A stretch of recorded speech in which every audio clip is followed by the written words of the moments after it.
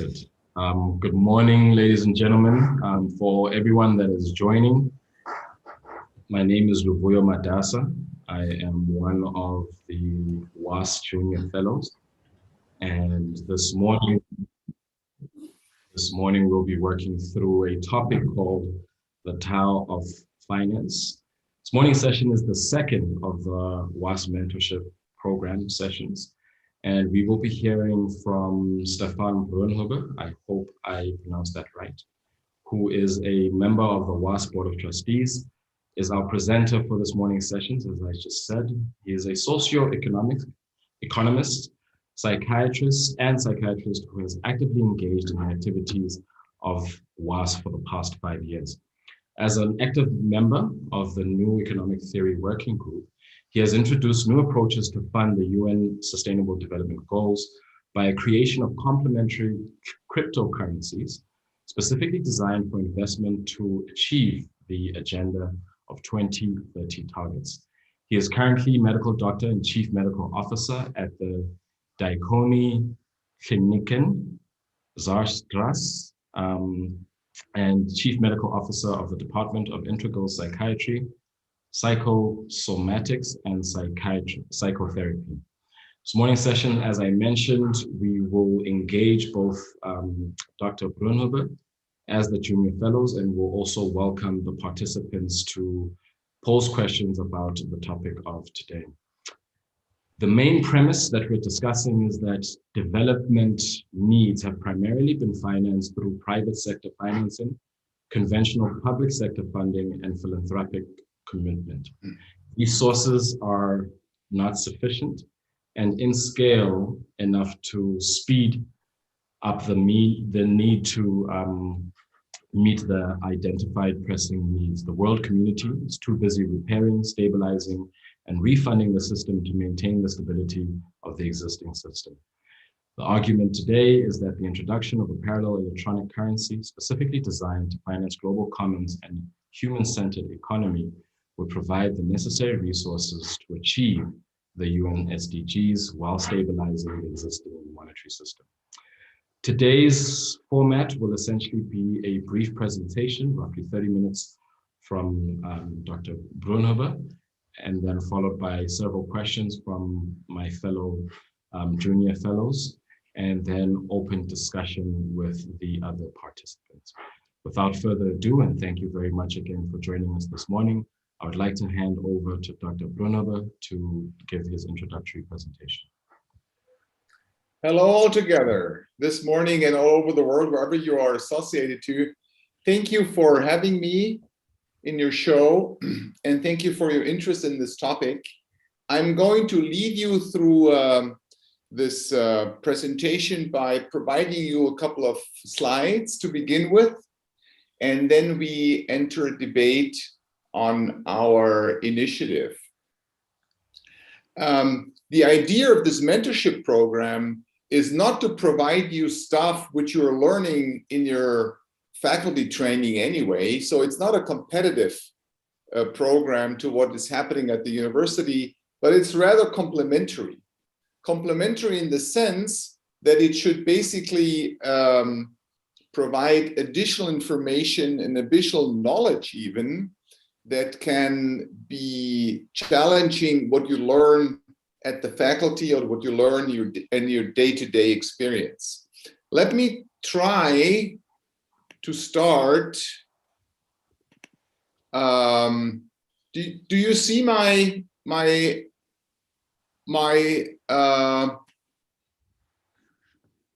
is that okay? Yes. Wonderful. Okay. About 5 years ago, in September 2015, actually 6 years ago now, the UN decided to come up with a new roadmap. It's the UN SDGs. You heard about that, right? And we have the political consensus for these 17 goals. We have the scientific evidence for these goals. And we have the technology, how to do it, more or less. But what's missing is the question, how can we finance all that? And Gary Jacob, CEO of and president of WAAS, and me and a group of fellows decided to come up with an initiative trying to answer that question. How can we finance SDGs, and how can we finance our common future?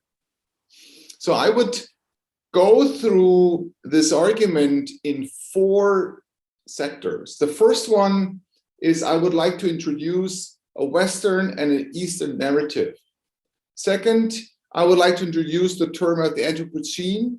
Third, I will go into the specific argument of the TAO of Finance, which basically outlines the necessity to upgrade our financial system and our monetary system, and then I will sum the entire argument.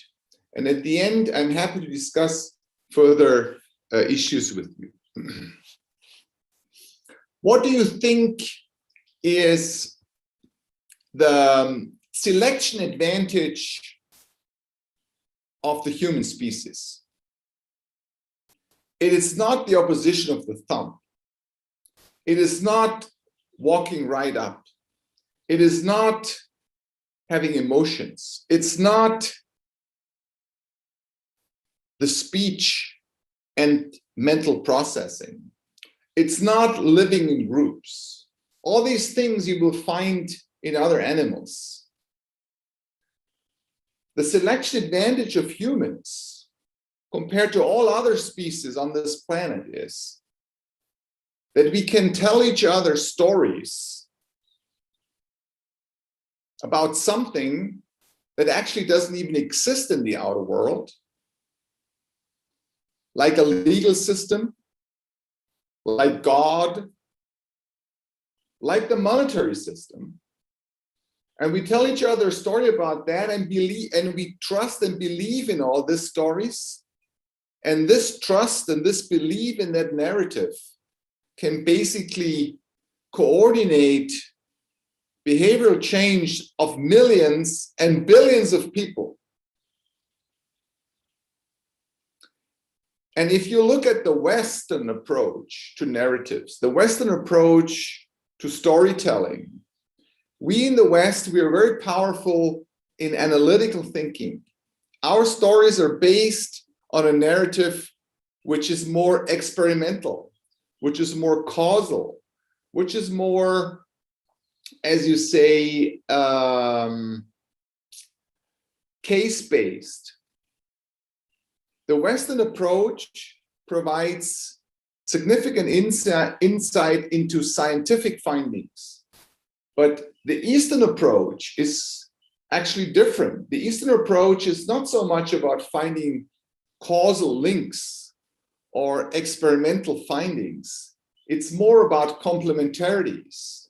It's about understanding the whole of the society, the whole of nature and its interactions. I'm getting back to that.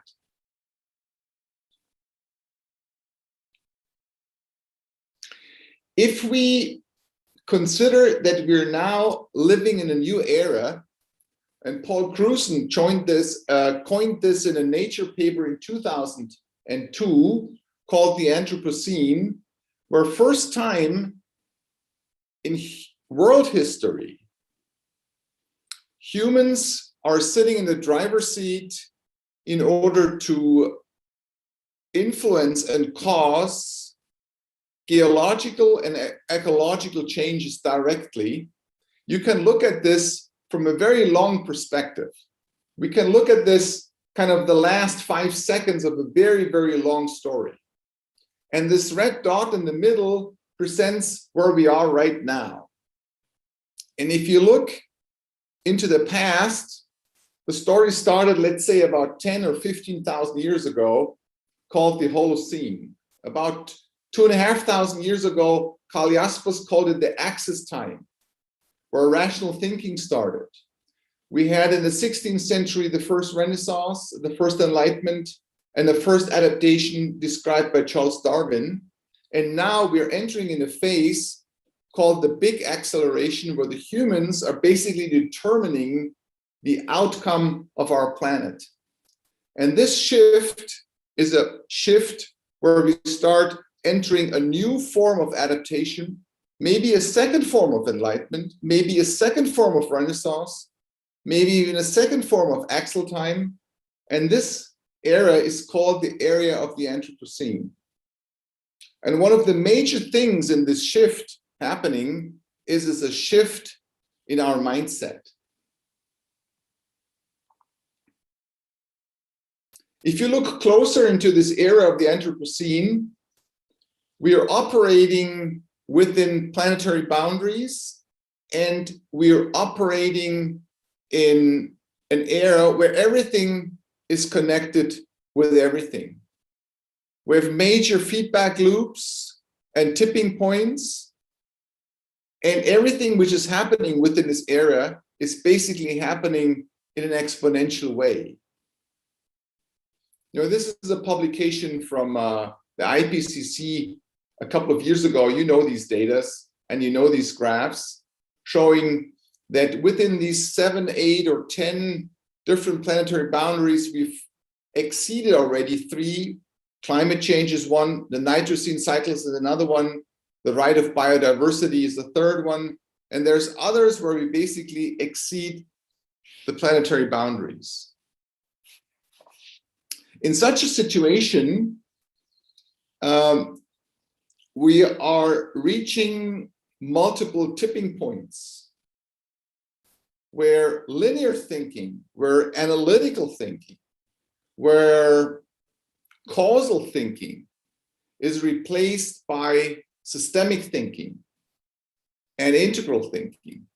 In order to better understand these overshots, in order to better understand the complexity of such interactions, we require a different narrative, and we probably also require a different way of dealing with this narrative. The UN SDGs signed in 2015 with all these 17 goals was the largest UN program ever done in order to find out a new map for the future. And as I mentioned in my intro, we have the scientific evidence for each of these goals. We have the political will for each of these goals. And we have the technological know-how how to do it. We know, for example, how to overcome poverty or hunger. Each human needs about 1,500 calories. We know how to set up a hospital and train a nurse. We know how to build a kindergarten and to provide high-end education. But the question we left out at the UN and the process of the last 5 years is, how can we finance all that? How can we really enact all these goals within the next 10 to 15 years? And if you look at UN Sustainability Development Solutions, there is a lot of solutions out there. We have to change technology, for example, number 2. We introduce geoengineering or renewables. We provide additional sinks. We change our demographic patterns. We change science. But there's one aspect we constantly overlook, and this is the design of the monetary system and the design of the financial system itself. And what we're talking about today, in order to get the figures right, is we're talking about $5 trillion annually over the next 15 years. What you see here is financial assets on the planet about 240 trillion. Our global GDP is about 80 to 85 trillion. The remittance payments are $550 billion, etc. So this is the figure, this is the volume you're talking about, which is required roughly over the next 15 years, every year, in order to finance our future. And the question is, what is required is additional liquidity at very high scale and at full speed, which is basically targeted towards SDGs in an intelligent and wise manner, and which differs of what has been done in the past. So this was the task we had in the first place for our working group, coming up with the solution to answer that question. And what is interesting is, if you ask orthodox and traditional financial officers, experts in finance, central bankers, regulators, ministers, politicians, and you ask them the simple question, okay, we signed in for the SDGs, we need 5 trillion, and we need them for the next 15 to 20 years. Where does the money come from? You probably do not get a sufficient answer on that question. Because traditionally, what we're doing is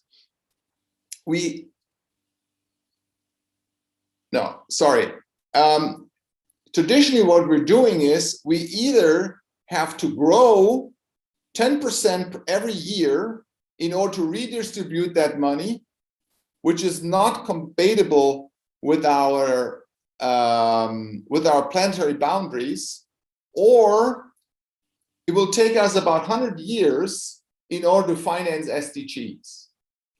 There's data out there who can demonstrate that, for example, if we want to reach the educational standard on the global level we have in OECD countries, it would probably last 3 generations in order to achieve that. So what is the traditional approach? I would like to ask you 2 questions we're going to discuss later on, and I will give you the answer later on. What is the common denominator between the US petrodollar system on one side and the Chinese Silk Road? The US petrodollar system, installed in the 70s of the last century, was basically meant to provide enough energy for the US American people. And the Chinese Silk Road on the other side is an international trading system. And despite their look different, they have one thing in common. And the second question I want you to keep in mind is, what would happen if an asteroid hit Europe and 10% of Europe would be destroyed? How would we manage such a shock? So the traditional way of looking at such a shock, whether it's an asteroid, whether it's the carbon bubble we're sitting on, whether it's the loss of species or another pandemic awaiting, is that this yellow arrow basically resembles our value chain. On top, you have the central banks, and then the commercial banking system, and then the real economy. And at the end of this value chain, you're basically taxing or feeing that value chain in order to finance SDGs. And on top of this, we have to manage a lot of damage control. The cost for damage control exceeds by large the amount we are redistributing in order to finance SDGs. And in addition, just keep in mind this gray box in the left, we have a shadow economy where illicit transactions, fraud, and corruption feeding into this value chain, stabilizing this value chain, but pulling the entire economy in the wrong direction. So if you ask a traditional macroeconomist at your faculty, how can we finance our SDGs? How can we finance our common future? They will tell you, we either grow 10% every year on a global level and redistribute that money, or we remain within the 2 or 3% of growth pattern over the next 100 years and do the same. But either way, this story we're telling each other in order to finance our future is not appropriate. Why is financing SDGs so difficult? Why is financing asymmetric shocks like pandemics, species losses, or even an asteroid, let's make a fictitious story, so difficult? The entire system we're operating in, the entire financial system, the banking system and the currency system, is tremendously unstable. You can measure empirically about 10 events of banking crisis, state failures, state bankruptcies, or currency crisis every year somewhere else on the planet. And this leads to multiple so-called lock-in effects. So whenever there is a crisis, we try to repair the given crisis in order to stabilize the given system without having a real impact on SDGs. If you have the time to look closer to these SDG programs, you will probably recognize that about 1/3 of these SDGs are eligible for private funding, meaning you can have a private investor being involved by building a sewage system or a highway or a hospital. But about 2/3 of the SDGs are global commons. And global commons require a different financial schema to enable them. And what is interesting, if you look into the literature and into the research finding of commons, is that they have an extremely high return on investment. The Copenhagen consensus, which was installed about 10, 15 years ago, they tried to come up with measures on what is the return on investment on every dollar we spend on global commons. And global commons have a return on investment which is by factor 10 or factor 100 higher compared to the amount of money you invest in.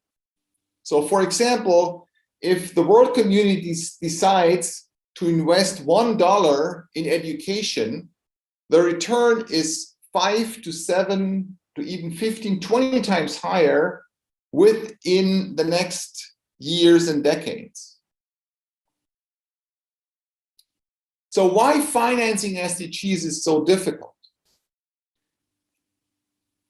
Finally, it's very difficult because we have a black market, we have illicit transactions and an informal sector, which pulls this value chain I showed you in the previous graph into the wrong direction. This is a graph you know from your textbooks. It describes what sustainability is all about. It basically describes the triangle of ecology, the social world, and the real economy. And what we're trying to do is we're trying to come up with the common denominator between the three. In fact, this picture, this narrative we're telling each other here is inappropriate. We have to look at it from a different perspective. I think if we try to bring in finance and the monetary system into this equation, the picture and the narrative we're telling each other is a different one. It's more like a funnel looked from above, where the monetary system is kind of an attractor in the center of it, determining the outcome in the real economy of goods and services, in our entire social world, and its impact on our planet. So if we tell each other the wrong story, and if we use the wrong frames, and we use the wrong pictures, we end up with the wrong solutions. But we can revise this Western narrative on finance. The first thing we have to take into consideration that sustainable finance is not the same than financing sustainability. Sustainable finance simply describes how can we make the financial system more long-term, whereas financing sustainability describes what is required in the financial system in order to finance our future. The second thing is, traditionally, finance drives sustainability, meaning even if we have the brightest ideas about how to come up with a drug against cancer or a vaccine against the next pandemics, or money in order to reforest the sub-Sahara. When there is no money, these projects will never be able to happen. It actually should be the other way around. It's not finance drives sustainability, it should be sustainability driving finance. And within our current narrative and orthodox finance, we're always telling us the story that we first have to tax our value chain. We first have to borrow money from somewhere in order to spend it. This idea of taxing and borrowing before spending is a myth. Money is not a thing. Money and finance is not a natural law. It is probably, as Gary Jacobs writes in a seminal paper for Cadmus, you should read that, money is probably one of the most important inventions humans ever did. It can literally translate a bag of sand into a PhD, into a hospital, into housing, into a better future.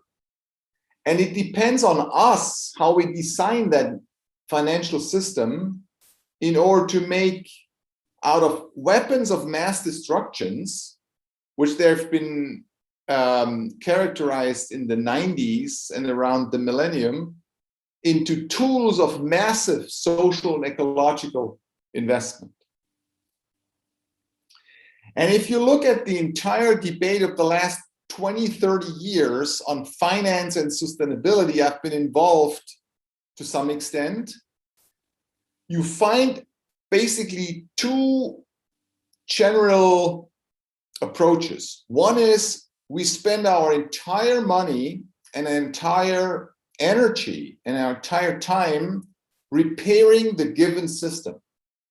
We increase regulatory efforts, we increase taxation and others, or we spend our money and our time and our energy and our wisdom in creating an additional parallel upgrading system that interacts with the given system. And the question we've been asking us in our workshop and our commission is, does that happen already beyond repairing the given system?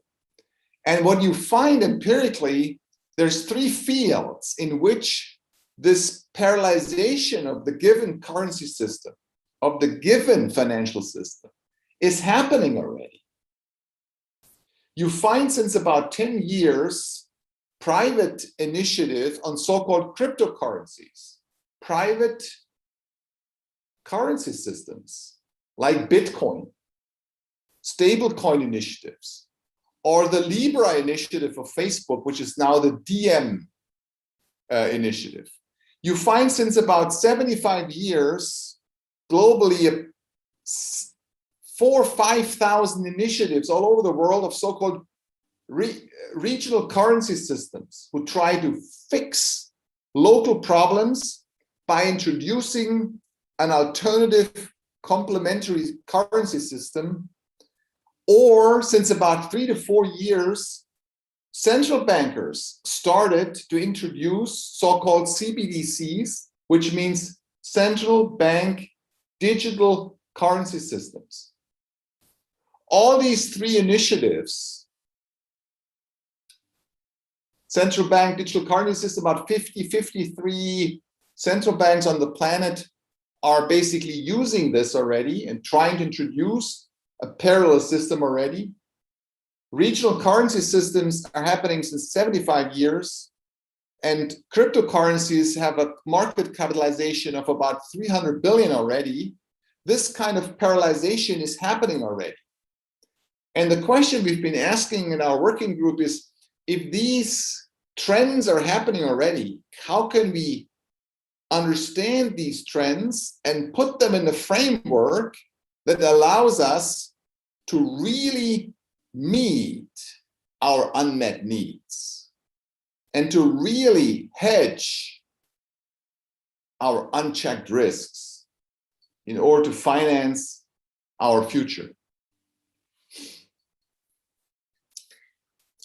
If you kind of put the entire debate on the traditional way in one graph, you can see that there is 5 steps. One is we put all our effort in regulating the system. We harmonize our rules and codes. We increase transparency. We introduce ESG standards or social corporate responsibility standards. The next step is we introduce additional carbon tax, for example, or we subsidize renewables or de-invest in the fossil industry. The third step is basically addressing the private sector, where we start encouraging impact funding. The fourth step is we come up with alternative strategies like new hedging instruments, like swaps, derivatives, asset-backed securities, in order to hedge our risks. And the fifth step is we start with blended finance. It's basically private-public partnership programs, which combines the private sector and the public sector. These five steps basically describe the conventional way to do it. And if you combine all these 5 steps and try to make the best out of it, you will come up with the conclusion, you will very likely come up with the conclusion that these 5 steps are honored and they're important, but they're not enough to finance our future. There's a 6th step missing. One of our members of the working group was working at taxonomy and how to evaluate Standard & Poor's firms all over the world.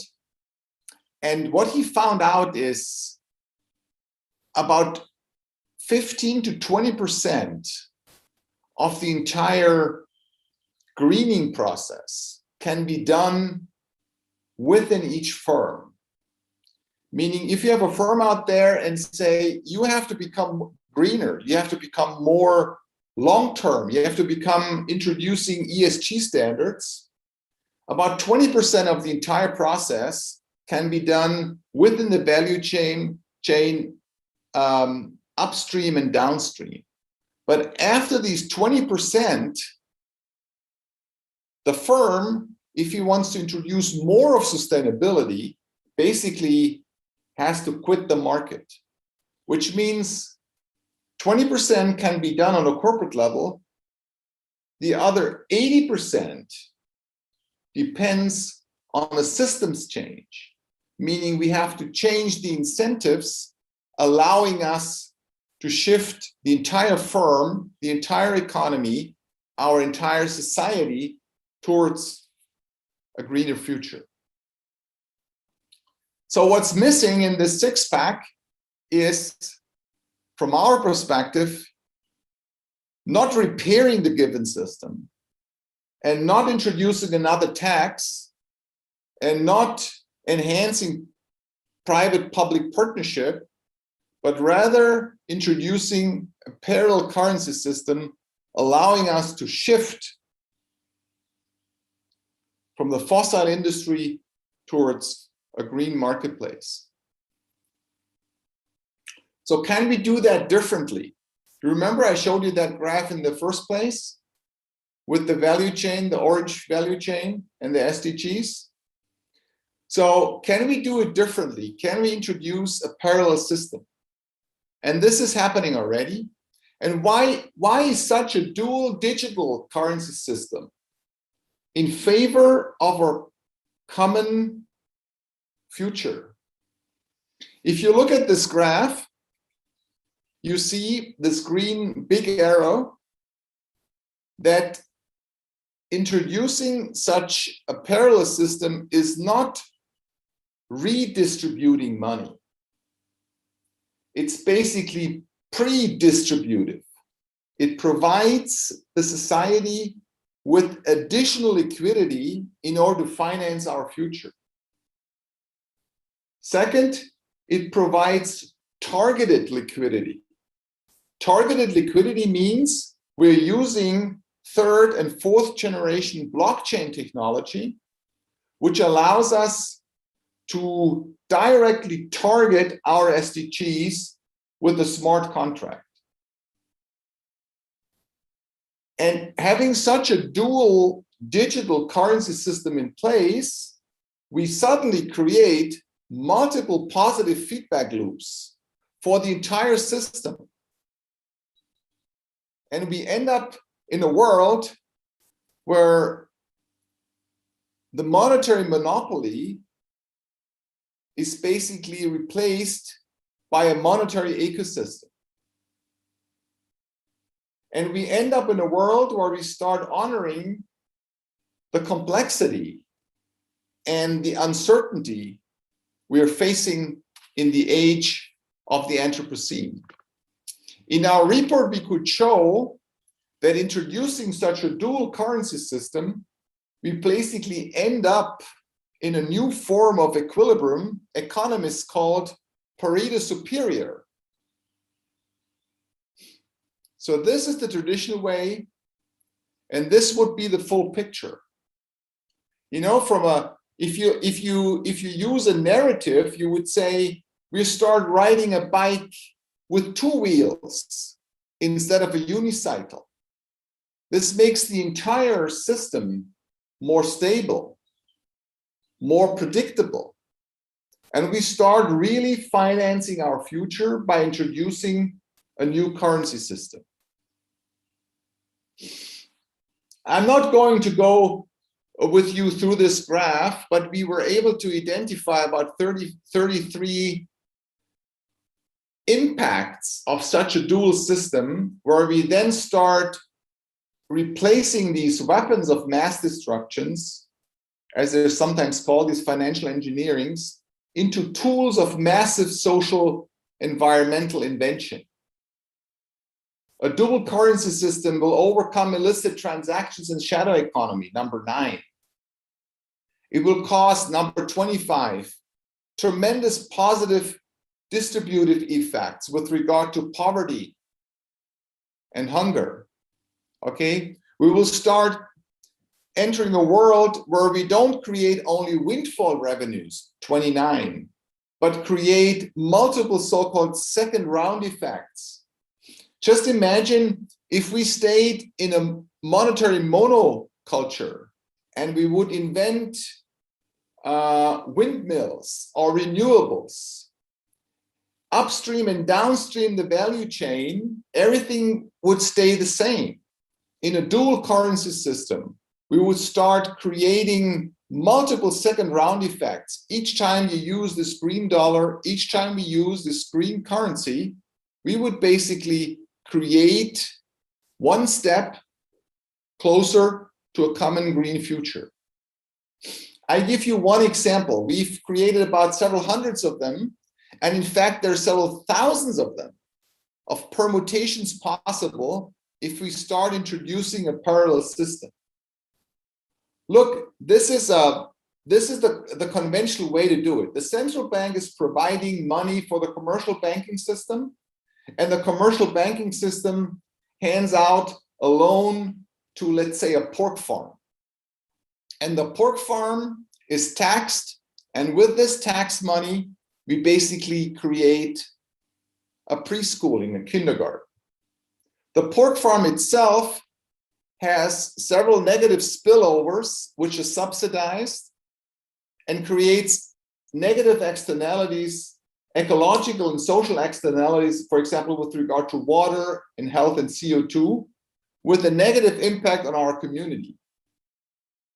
On the other side, with this tax money, where we create a nursing home for kids, this creates positive spillovers on wealth, on health, environment. It reduces birth rate, etc., etc. This is the conventional way to do it. But we can do that differently. This is shown in the next slide. The same central bank in place provides a loan to the commercial banking system, and the commercial banking system decides to hand out a loan to a pork farm, and the pork farm still has to create its porks, but creates negative spillovers to the community. But the central bank at the same time funds preschooling through a multilateral developing band, creating positive spillovers. We start separating the private from the public sector. We are separating the revenues from the private and the public sector, and we start funding our commons. We start funding our global commons in a different way. So at the beginning of my intro, I ask you two questions. What is the common denominator between the US petrodollar system and the Chinese Silk Road? Despite their different projects, the common denominator is the money system. Be aware, just be aware, whether it's the yuan renminbi for the Chinese or the US dollar system, in both cases, we have countries with a convertible currency system, with a convertible currency. And if the US government decides to create a petrodollar system with the Middle East, they call up the Fed and say, we need so and so many trillion US dollars, and the Fed provides that liquidity to the Ministry for Trading or Energy, and the Ministry for Trading and Energy takes that money and issues projects for the commercial banking system and the real economy to fund that petrodollar system. There's nobody taxed in the US to fund the petrodollar system. The same is true for the Chinese Silk Road. The Chinese Bank of People's Bank of China is creating the yuan and the renminbi out of its own in order to fund, for example, an airport in Myanmar along the Silk Road all the way to Europe. They're not taxing the citizens to do so.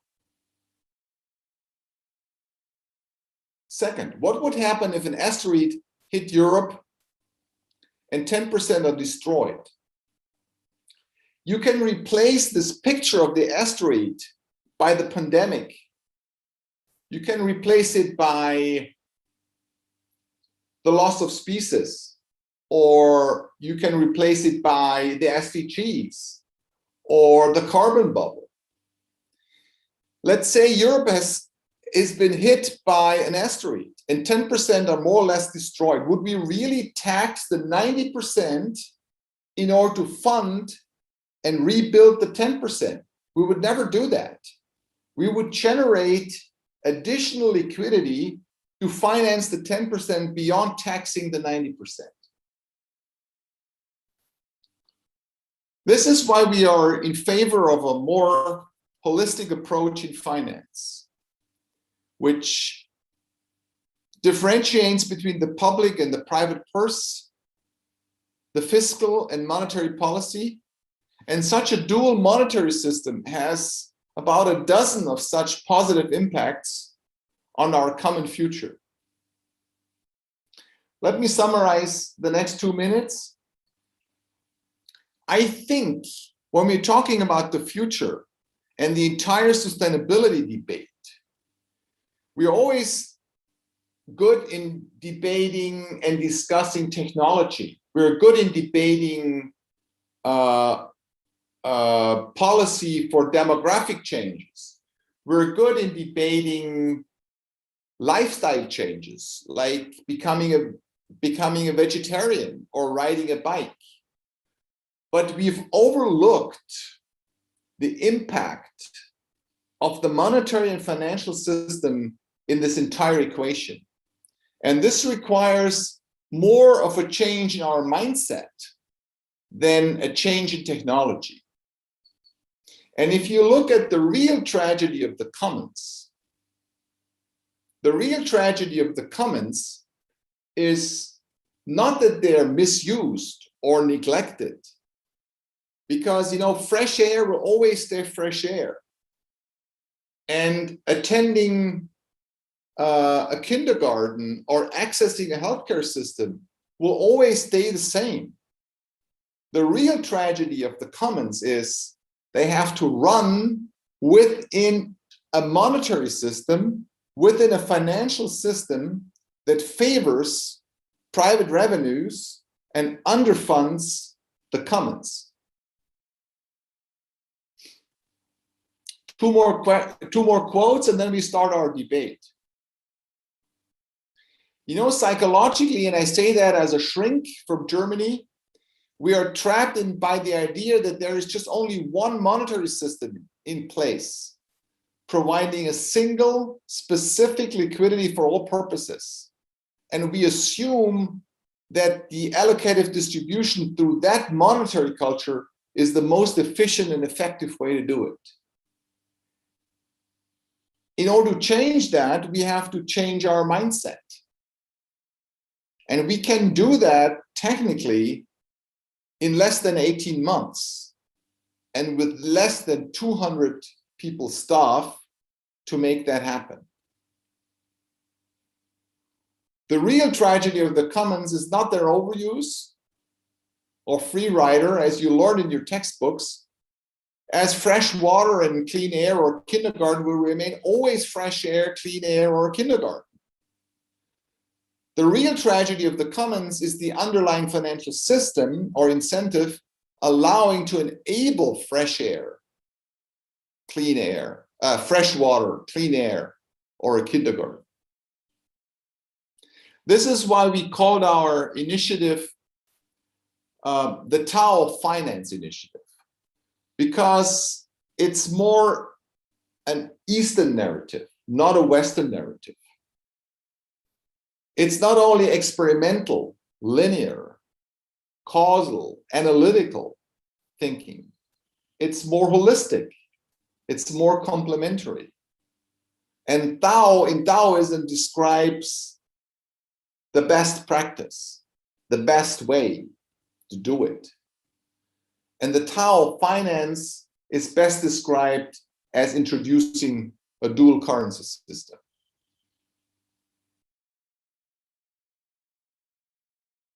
This was the initiative of the last 5 years. We have multiple study papers out there, and our book, Financing Our Future, is now available on Amazon. We are currently organizing roadshows on a domestic level, and I'm starting in the Ukraine in October, and then I'm going to Iran and other countries.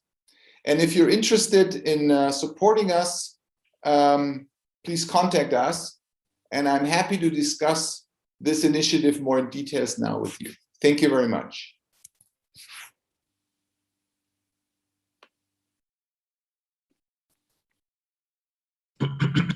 Thank you.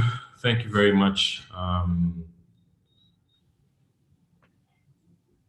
Yeah, still just processing a lot of that talk. Thank you very much for a very thorough foundation for us to begin having the discussion. I'd like to kick off with a question. Let me just check here. A reminder to everyone that you're welcome to submit your questions in the questions box. For some of the panelists, you can then raise your hands and we can go around robin in the question and answer engagement. I think just by a show of hands, do we still want the presentation to be shared, or do we just want to? Yeah. I can send it to Martha if you want, and you can use it on your own. Absolutely. I would like to kick off with a question from Gary. He has asked, where does the additional money come from? What value is it based on? Is it created out of something or nothing? By pre-distribution, do you mean we create the money now and generate the value later?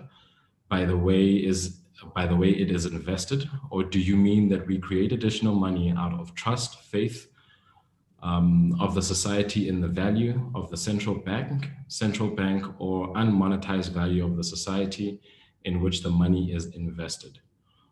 Or there is another way to explain it better? I think by virtue of those 5 or 6 questions, we can end up having a debate all in of itself. So Let me put it this way. You know, in the conventional value chain, money is fiat money. It's created out of nothing, and then we hope and trust that the money is creating additional values and additional wealth for all of us. By introducing this parallel currency system, we also create that money out of nothing to begin with, right? It does not differ from the way it's done in the past. However, its collaterals, it's backed up by our global commons. So I would assume that having a dual currency system in place, the green dollar and the green euro marketplace is very likely to have a higher value than the fossil value chain. And every dollar we are creating for this green marketplace has a long-term view and therefore has more stability than the old one. But from a technical perspective, the money is created in the first place out of nothing, but is conditioned to be financed in commons in the first place or in the second place. I think that's the major difference between the traditional way and the complementary way. What was an eye-opening for me when I discussed this issue with Stephanie Kelton, one of the lead modern monetary theorists from the United States, is that she said, you know, we really have to be aware that we can create clean bills. Let's look at the entire process from the end, from the targets. We decide at the world community the projects we want to fund. We have unmet needs out there, and we have unchecked risks out there. And then let's identify the financial engineering required in order to really finance all that. We're still driven by the opposite narrative. We're still driven by the idea that finance drives sustainability, which is wrong because most of the projects will never happen in the next decades if finance drives sustainability. Why financing reforesting the sub-Sahara? Why overcoming poverty and hunger? Why installing 30,000 kindergartens in Northern Africa? There's no private market for that. Never.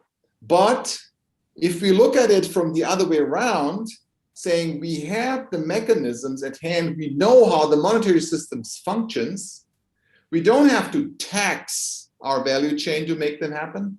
And we don't have to borrow the money from the private investor sector only to make them happen, but we create this additional liquidity and invest it wisely into our commons, which are chronically underfunded.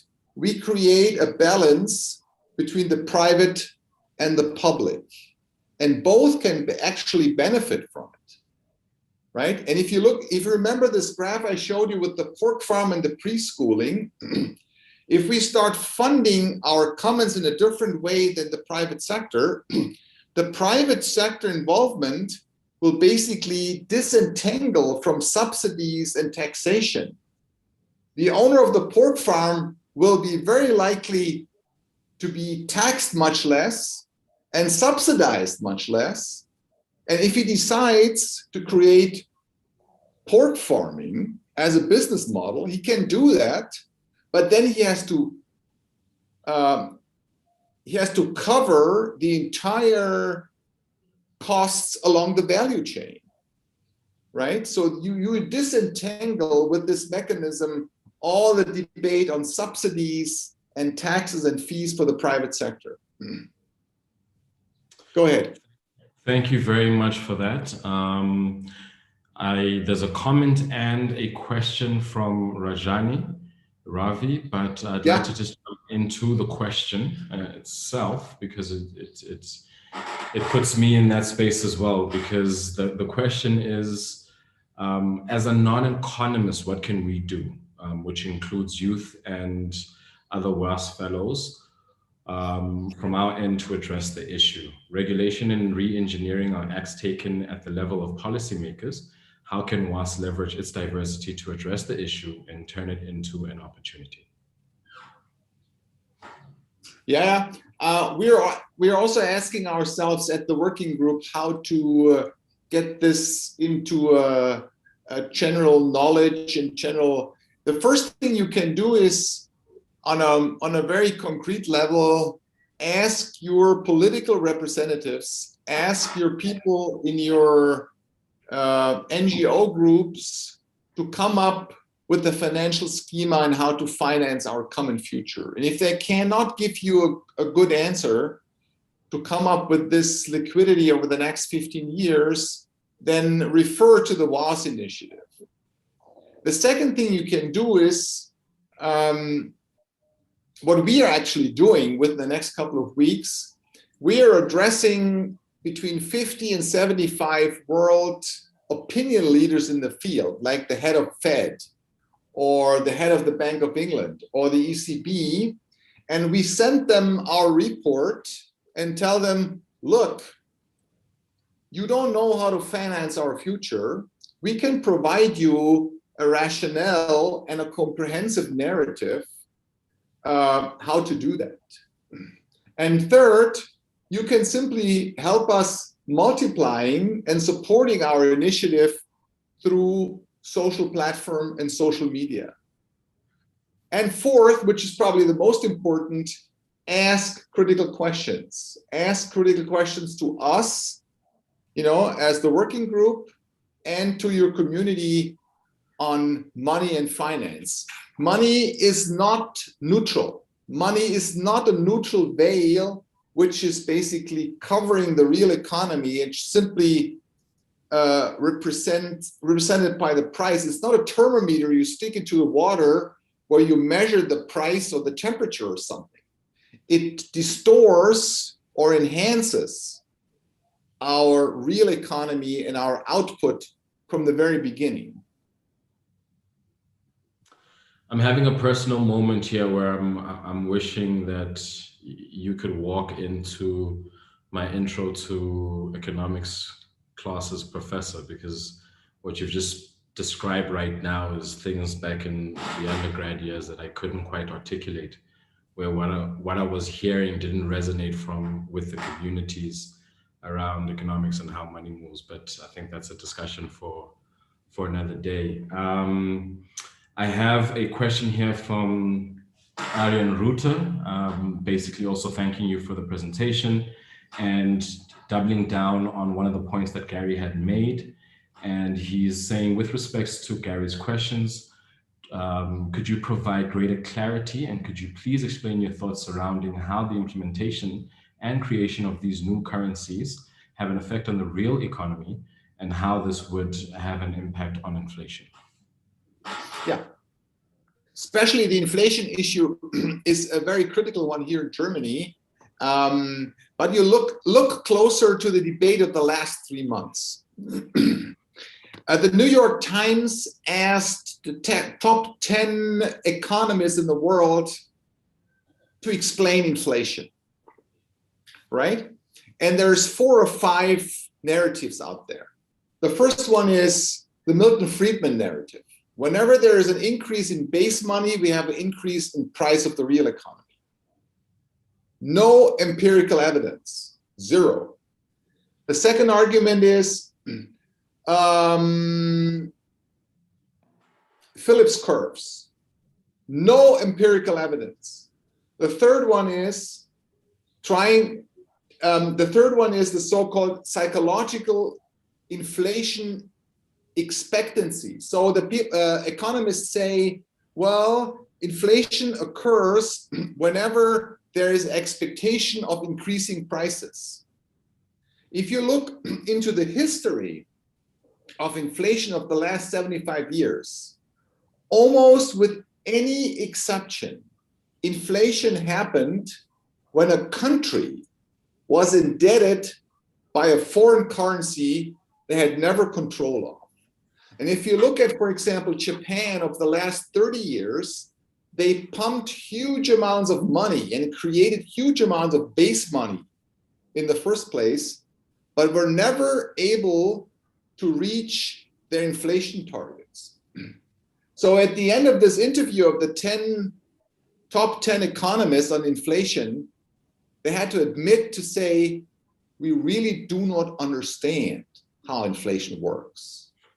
So if that's the case empirically, we can turn the argument around and saying, if we don't know when inflation really happens, why not looking at it from another angle and saying, let's identify the targets we want to achieve and then create the liquidity to make them happen. And if there is inflation happening, we have 2 mechanisms in hand in order to fence it in.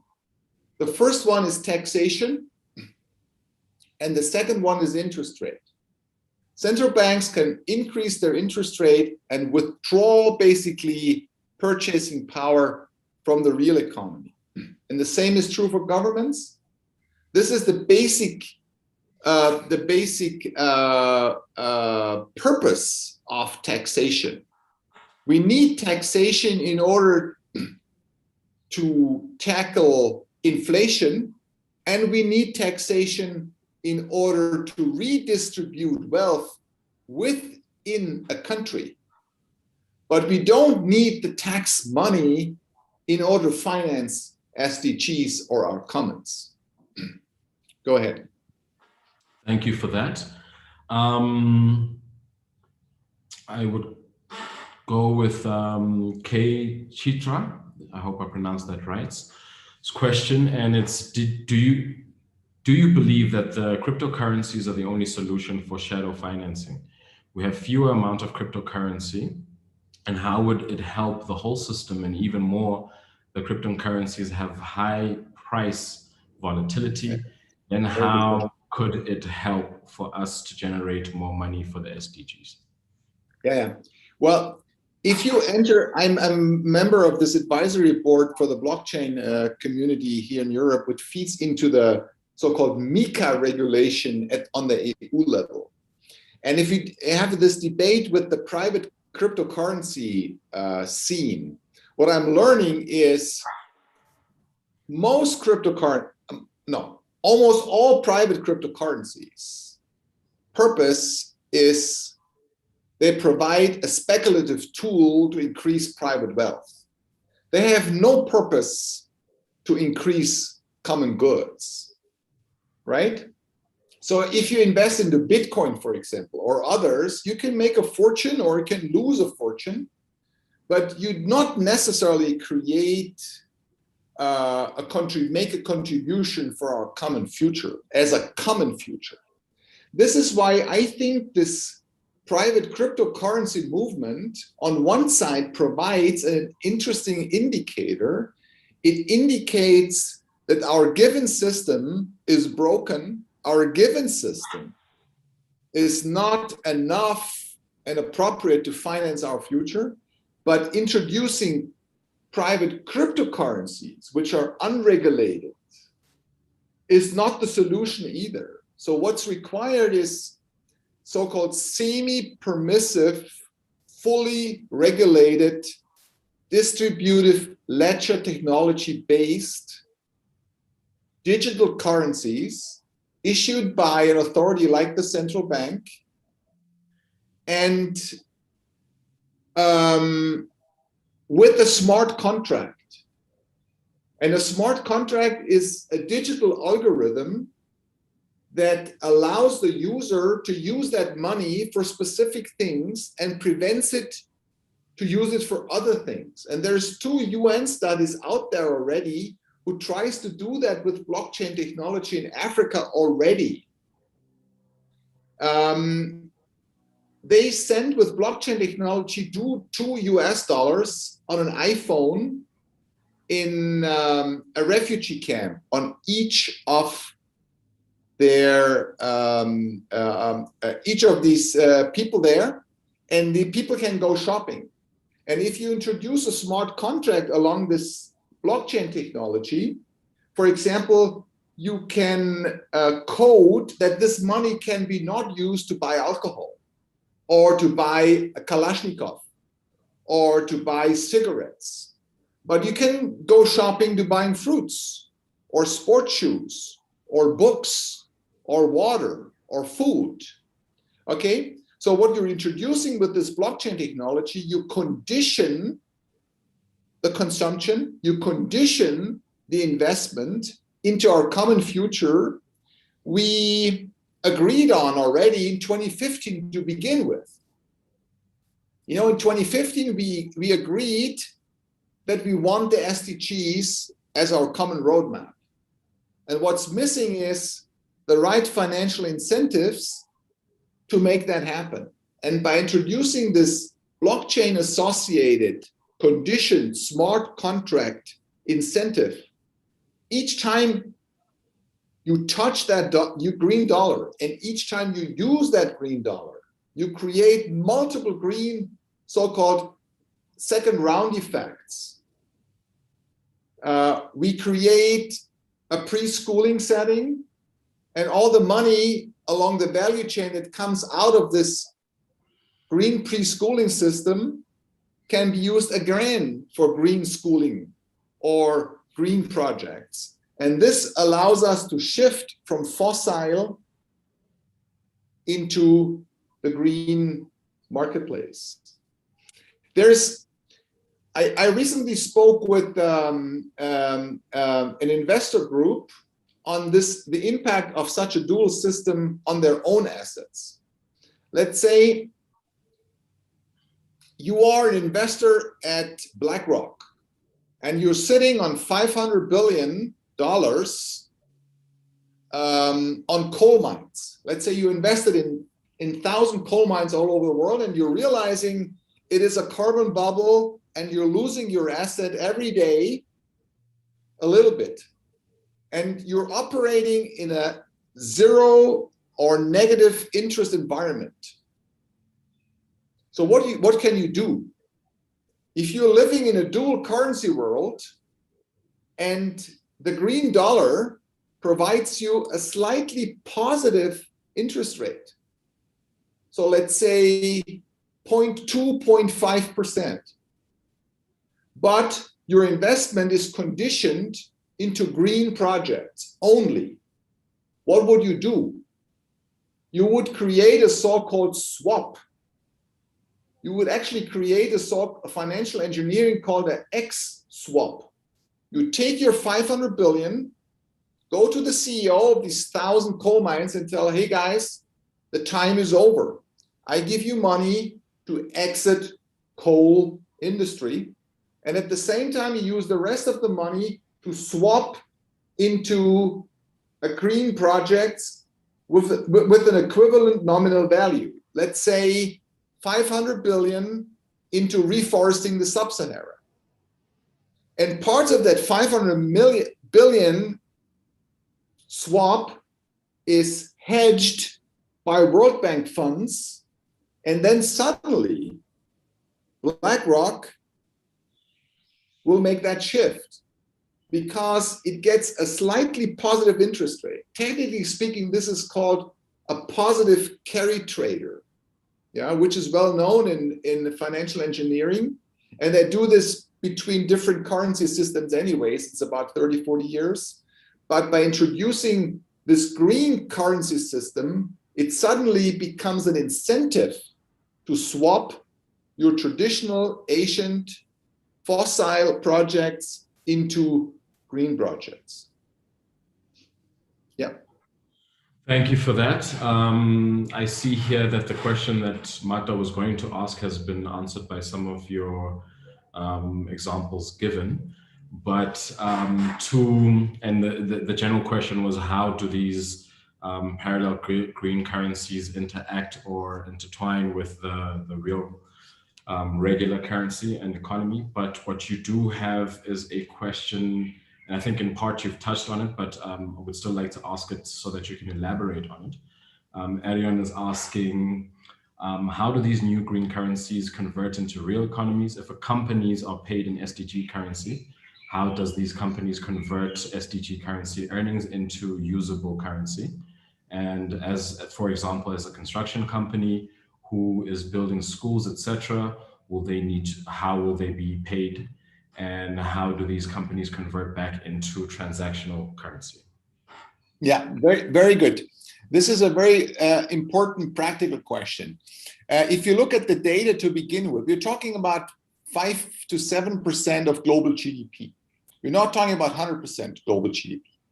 So gradually, over the next years, more and more money of our, let's say, brown dollars will be gradually replaced by green dollars. And each time you touch the green dollar, you invest into something which is more sustainable.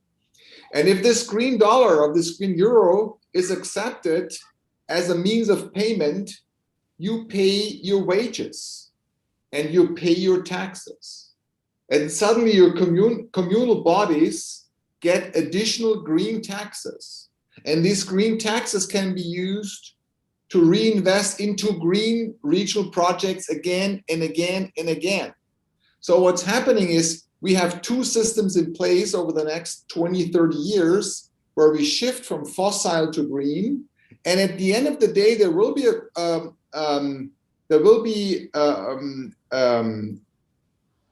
a conversion rate between the green dollar and the brown dollar. Of course, this is happening between the conventional currency systems too, but it doesn't matter. As long as the value within the green marketplace is higher, people rather would prefer to stay in the green marketplace instead of the fossil marketplace, because each time you invest into global commons, you invest into longevity. Last week, I had a debate with the CEO of Allianz. Allianz is Europe's largest insurers. And they find this idea fascinating because their entire business model, their entire identity is built on long-term stability. Everything short-term volatility is their enemy. They're only interested in long-term investment. And every financial structure that provides them long-term stability is their friend. And these financial officers understand that if we have this in place, suddenly their traditional assets, if we swap them properly and wisely, suddenly don't lose value, but gain value. Yeah. So I have several comments, but I'd like to go back to the question that you asked about the different, and I'm taking this opportunity because I see that there are no questions in the questions boxes. But back to the analogy that you made about the petro US dollar and along with the Chinese Silk Road. Yeah. I think the main point that we're speaking to there is inventions where groups of people came together to decide what was value, right? Yeah.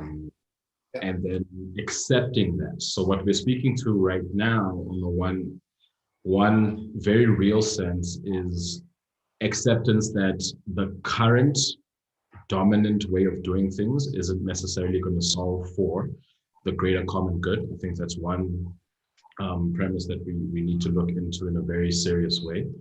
But then second, also overcoming what is coming across as a false dichotomy. Our discussion seems to pit us in an either or, right? We're currently have almost a block that says, if this doesn't solve it that we've commonly accepted, then nothing else can. And that's not necessarily true. And I think a lot of the examples that you've given around, call it the swaps and the technical finance languaging, proves that behind the scenes, a lot of this is already being done. And the intention now is to say, how do you use it for a common good? Yeah. And what then also allows is an opportunity to start solving from the solution and saying, if we want to achieve this, what needs to be in place and how do we essentially reverse engineer all the different components that need to be in place: transparency, real-time feedback loops, and all the other aspects that you spoke to during the conversation. And at best, also then, I think something that may essentially not come out as prominently is that of, again, the SDGs, you have a third that's speaking to private sector mechanisms whereby the monetary system as we've currently accepted can continue financing those, but the 2/3 can gradually start leveraging this type of technology and gaining trust in this environment. The TAO of Finance. What I'm curious about is two things, given this context. What does it take to have a pilot? Because you're still speaking to us lobbying big institutions that are designed to take a long time to change. So to some of Arion and Marta's questions, if we're talking cryptocurrencies that are being used in the private space but are only in advancing private wealth, what does piloting this type of technology and this solution at a localized, practical, accessible level look like? And how do we get to a point where we have enough proof points to shift the thinking of these institutions? Do you have any answers of that? Are they in existence? No, it's very good. It's very good. I don't have probably a full answer on it. I'm currently debating with the corporate world to fund a beta testing of our model. Okay, we need 250K. I can have a beta testing done within 6 months. They can basically demonstrate that it works. And second, I'm currently working to discuss with 2 institutes, one in Vienna and one in Israel, on complex theory modeling. There's 2 working groups out there who are extremely high-end doing modeling, economic modeling, not with the neoclassical model, but with complex theory, artificial intelligence, big data modeling. And I want to win them to do modeling, nonlinear modeling on our approach. And with these 2 next steps, having a model at hand, a modeling at hand, and a beta testing, this would be huge assets to confront traditional financial officers and the orthodox economics with these findings, But there's different ways to support that. There's bottom-up supports. I just had last week a talk show with Friday for Futures here in Germany, and they are very in favor of bottom-up approaches, like creating pressure towards the executives and asking critical questions. On the other side, I'm more in a mode of providing a top-down approach. I think it's important to create pressure from the bottom, and it's important to ask critical questions, really critical questions. But I think the solutions require also a top-down approach. We need the regulators, we need the political system, and we need the corporate world in place, at hand and supporting us. Speaking to this CEO of this industry, insurance industry, if you have 250 people in one room, let's say at the World Economic Forum, or at the Bilderbergs, or through WAAS, or through Club of Rome, 250 decision makers, and can convince them that this or very similar mechanism to this, meaning parallelization and digitalization, is key to shift into this new era of the Anthropocene. Then we can have that done. This is not a miracle. It's not too complicated technically. And you don't need a global consensus of 7.5 billion people supporting this. So I'm personally, but this is not a satisfying answer for you maybe, but I'm personally more interested in the top-down approach by convincing the decision makers and the executives, but we also need bottom-up pressure and critical questions at the same time. I'm just mindful of time. We have about 8 minutes left for this session. So I'd like to kick off with a comment from Dina as in part a wrap up, but then leave you with the question from Marta that can help us wrap up this session.